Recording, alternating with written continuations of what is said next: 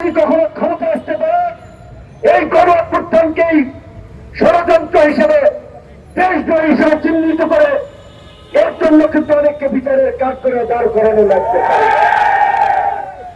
এর পাচ্ছেন না, কেউ দল গঠন নিয়ে ব্যস্ত আছেন, ধান্দাবাজি নিয়ে ব্যস্ত আছেন, ক্ষমতা যাওয়ার জন্য ব্যস্ত আছেন, অথচ সেই ফ্যাসিস্ট শক্তির বিরুদ্ধে আমরা লড়াই করলাম সেই গণ হত্যাকারীদের বিচারের দাবিতে কোন দলের আওয়াজ চাই।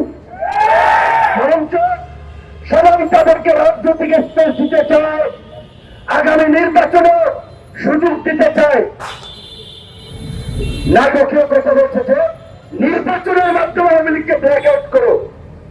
আরে পাগলা, এই 5 বছর এই দেশের মানুষ এতটা মন ভরা, এইবার হয়তো আওয়ামী লীগকে কোনো ভোট দিবে না, কিন্তু বাংলাদেশের রাজনৈতিক কালচারে আওয়ামী লীগ এবং বিএনপি 5 বছর পর পর ক্ষমতা এসেছিল এবং যারাই যখন ক্ষমতা এসেছে তাদের নেতা কর্মীদের চাঁদাবাজি, দখলদারি, মানুষকে জিম্মি করা, হয়রানি করা, মাস্তানি করা, গুন্ডামি করা, এইগুলোর কারণে 5 বছর পরে কেউ জনপ্রিয়তা ধরে রাখতে পারে নাই। সুতরাং এখন যদি বিএনপির বিকল্প একটা শক্তিশালী রাজনৈতিক দল করে না ওঠে, ওই আবার আওয়ামী লীগের আসার কিন্তু সুযোগ থাকবে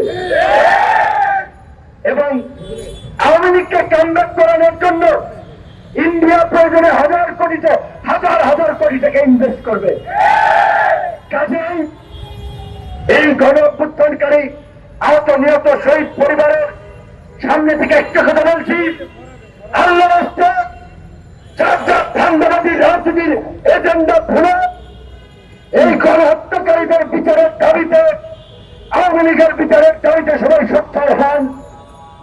আওয়ামী লীগকে এদেশে রাজনীতি তার মাথা পড়া দিয়ে উঠতে দেওয়া যাবে না, যাবে না, যাবে না।